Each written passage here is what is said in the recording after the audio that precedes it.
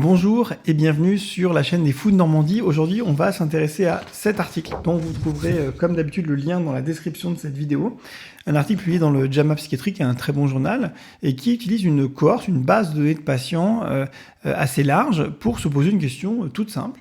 Est-ce que quand un enfant a des parents et ou des grands-parents qui ont souffert d'une dépression, eh bien est-ce que ça change quelque chose à son risque, à lui, à cet enfant, de souffrir lui-même d'un épisode dépressif majeur ou de comportement suicidaire.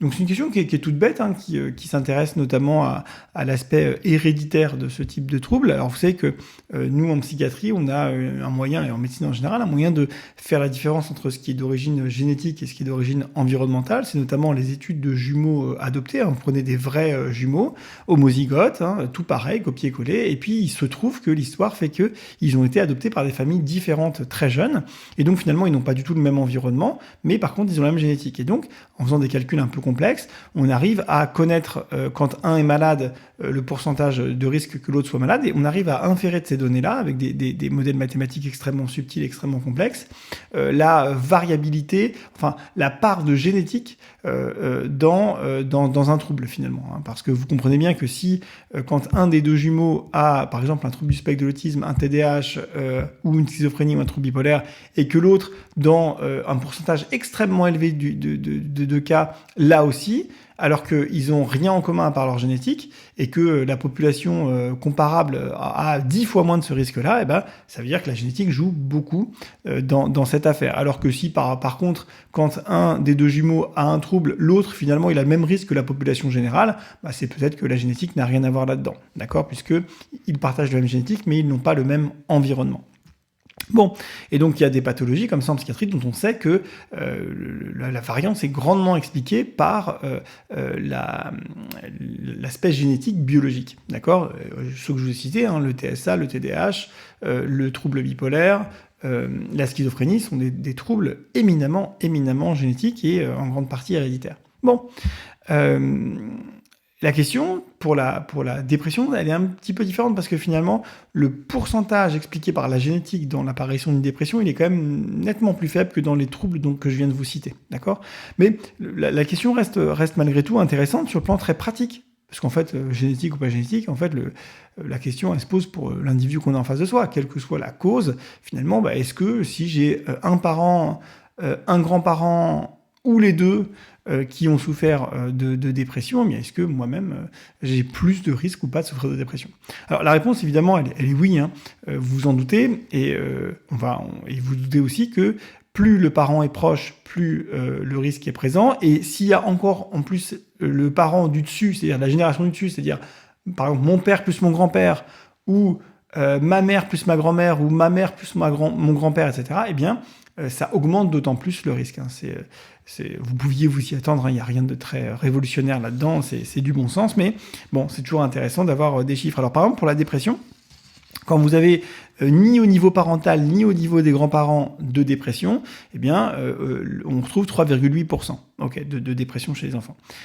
Quand vous avez le grand-parent, mais pas le parent, donc quelqu'un de relativement éloigné, qui a une dépression, on passe de 3,8 à 5,5%, donc on augmente, d'accord ?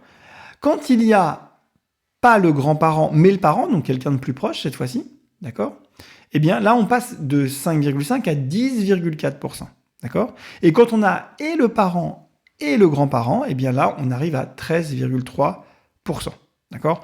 Donc c'est de manière vraiment attendue, hein, c'est du bon sens, c'est de la logique, hein, une augmentation du pourcentage de risque de dépression au vu à la fois de l'augmentation du nombre de générations concernées. Bien sûr, quand il y a les deux générations, bah, c'est plus risqué que quand il n'y a qu'une seule. Et puis évidemment aussi, la génération qui présente le plus de risques, bah, c'est la génération juste au-dessus de soi, hein, à savoir les parents et non pas les grands-parents. Mais ne serait-ce qu'avoir des antécédents chez les grands-parents, eh bien, augmente le risque de dépression.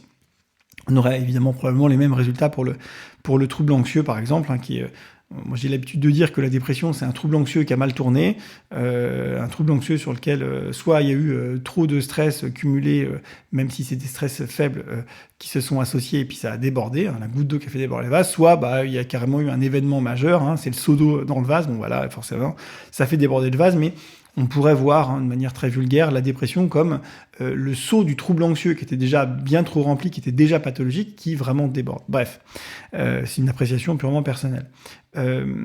Ensuite, donc sur le comportement suicidaire, quel chiffre on a? On va faire le même raisonnement, hein, donc 5% de base en moins, c'est-à-dire ni les parents ni les grands-parents hein, peuvent avoir dans les enfants, 5% des enfants peuvent avoir des comportements suicidaires alors qu'ils n'ont ni les parents ni les grands-parents concernés.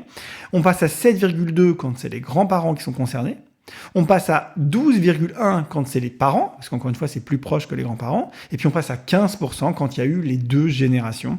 Voilà, donc des chiffres qui sont relativement attendus et qui montrent, et encore une fois, excusez-moi pour cette vidéo qui est un enchaînement de la palissade et de bon sens, eh bien, qui montre que il faut faire évidemment toujours très attention aux antécédents familiaux.